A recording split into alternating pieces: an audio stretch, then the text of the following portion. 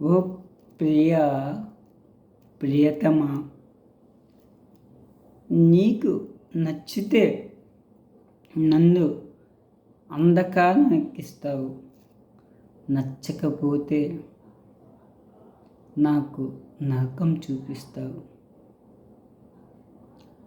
ఎలా నీతో నా ఫీలింగ్స్ పంచుకునేది? రోజు నిన్ను రంబలా, మేనకలా, ఓరోసులా, అబ్బా ఎలా ఊహించుకున్నానో నాకే తెలియదు.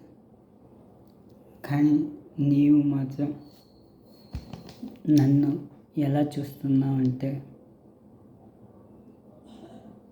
నీకు తెలిసే ఉంటుంది, నరకాసునిలాగా, రావణాసునిలాగా నువ్వు నన్ను చూస్తున్నావు.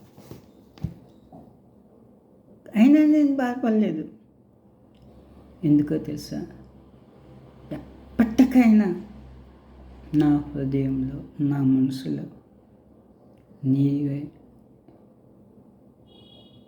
ఒక దేవతలా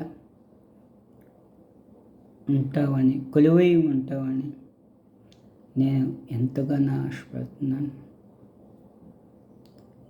నీతో గడిపిన క్షణమంతా నాకు ఒక యుగంలా ఉంది. అయినా నేను ఎప్పుడు నీవు ఎలా నన్ను అపార్థం చేసుకున్నా, నిన్ను మాత్రం నేను ఎప్పుడు అర్థం చేసుకుంటూనే ఉన్నా. నీ ఊహల్లో, నీ జ్ఞాపకంలో నేను కొలువై ఉండాలని. నీవు కమల పువ్వులో ఉంటే నేను ఆ బురదలో ఉంటా. ఎందుకంటే ఆ బురదలోనే కదా నువ్వు పూచేది. నీవు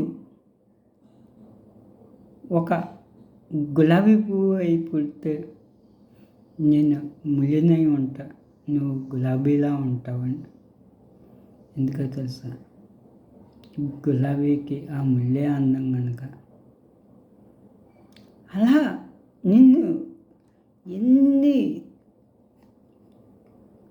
ఎన్నెన్ని విధాలుగా ఊహించుకున్నా, నీవు మాత్రం నన్ను పట్టించుకుంటూ లేదు. ఎందుకు తెలుసుకోవాలి అని నాకైతే ఉంది. నేను ప్రతి క్షణం ఎంతో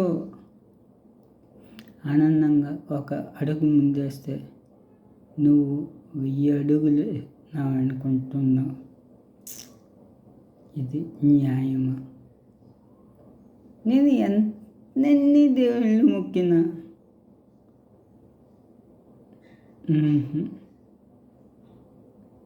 నాకు ఎన్ని సమస్యలు వచ్చినా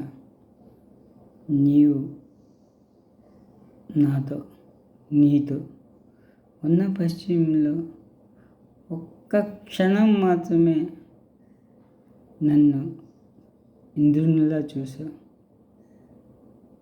తర్వాత నన్ను ఎందుకు నాపై అంత కోపం నీకు? ఆ క్షణాలన్నీ ఎలా చెప్పగలను? ఏమని చెప్పగలను ప్రియతమా?